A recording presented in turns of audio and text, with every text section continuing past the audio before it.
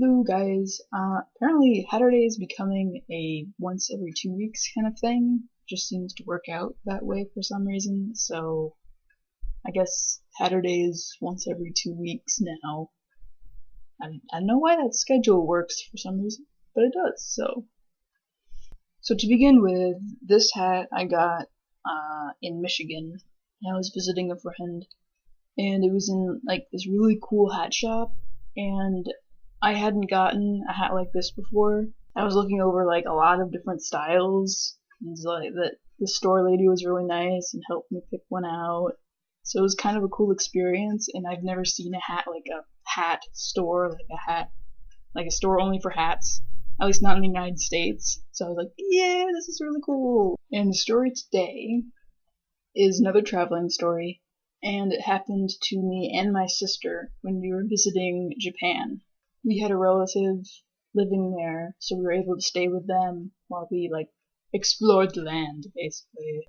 Quite a few things happened in Japan, but one I wanted to talk about today was when we visited the Ghibli Museum, or at least made a great attempt to get there. To begin with, our aunt had to order tickets to get into the museum, and there was like a special kiosk you had to go to order these tickets. So she was kind enough to buy those tickets for us, and there was a set time on the tickets. Like, this is when you can get in, and if that time passes, you're out of luck. So we take the train. Basically, the plan was take a train, go to the bus stop, take the bus to the museum, and we're all fine and dandy. But when we get out of the train station, we can't see any bus stops. Basically, we're looking for like something with a bus on it, or a schedule on it, or just a sign, and maybe that's a bus stop, but we couldn't find anything like that. So we were wandering around the streets looking for a bus stop and not succeeding. And of course the clock is ticking, so we need to find a way to get to the museum or we're not going to be able to get in. Asking all these people for directions that are on the streets, there was this one lady with very fancy nails that tried to direct us to the bus station, but we still never found it. So me and my sister are standing like at an intersection, like right across from the train station. We're just sitting there like, we're not going to make it. There's like 10 minutes. We have 10 minutes to get there. And we're not going to make it. So my sister's like, maybe we can go back. And, we tried at least. And I said, no. We are going to the Ghibli Museum. Gosh darn it. We are going to make it somehow. And I just remember the moment where I became so resolved that we are going to the Ghibli Museum. So as we're sitting at the intersection, I think I glance behind me and see a taxi coming, and I stick my hand out, and the taxi stops. I open the door and tell Patty, get in. Patty's like, okay, I guess we're going by taxi now. Like, first of all, we hadn't seen any taxis until then, and we didn't want to spend money on a taxi because it was more expensive, but at that point I was like, no. We're going to the Ghibli Museum. So we get in a taxi, and the driver is an elderly gentleman. He's like, no, where to? And we try and say, like, the Ghibli Museum, and he's like, oh, Ghibli! And then, away he goes. It's crazy because he's going through, like, alleyways and these small streets. At one time, we were playing chicken with another car on the alleyway, but he won. This guy was the taxi driver we needed because he got there in, 6 minutes. It was amazing to see this guy kudos to that taxi driver because he was like the bomb.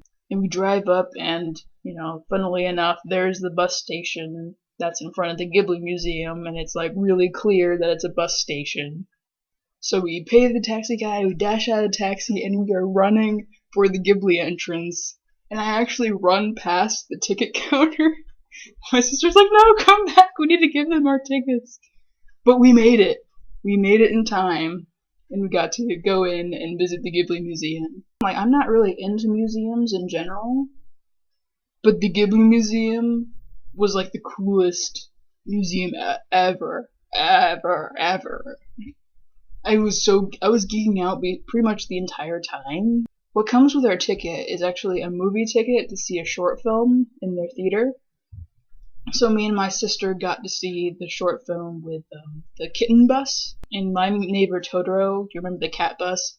Oh, there was it was about like a little baby cat bus and the littlest sister in the movie and how they had like an adventure together. It was really, really nice. And the theater was like full of little kids, so it was kind of great. And it was all in Japanese and there were no subtitles, but it was still really cool. And after the movie, like we're wandering around and there's this kids section of the museum where it's just like where kids can play. And there's like this mound of little soot balls from Spirited Away and My Neighbor Totoro, and they're like little stuffed soot balls, and they're everywhere. And there's little cat buses that kids can climb under and like go around in, like they have their own little cat bus. And of course, there's a giant cat bus that kids can climb all over. If I was a kid, I would like live there. I would want to live there for the rest of my life because it was just so cool. Other exhibits in the museum were like concept art for all the various movies. That was really cool. I think they had like a replica of Miyazaki's studio where he works. So that was cool to see. And just the building was awesome. I mean, all the windows, like most of it was stained glass, and the stained glass had like, I remember one stained glass window, it was like a shield insignia, and it was like a Ghibli shield insignia. It was so cool. Like Totoro was on it. I think I'm trying to remember what else was on it, but I don't recall. I think a pig was on it representing Porco Rosso. It was just really cool. They had a big gift shop, but because I know I spent all my money on the taxis, so I couldn't buy anything, so I didn't really look because I didn't want to know what I was missing out on.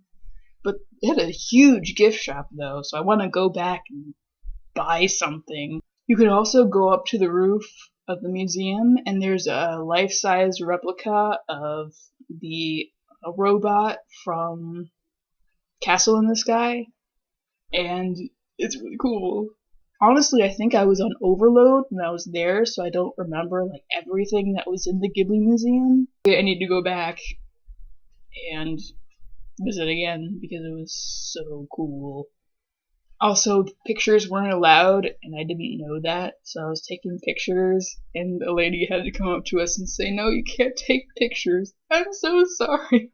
And it was an adventure getting there in itself, so I guess that was sort of worth it, even though we were really panicking for a while. At least I was.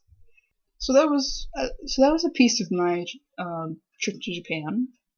I guess I'll tell you another story in 2 weeks. So thanks for listening. Appreciate your time. I hope you're having a good weekend, and goodbye.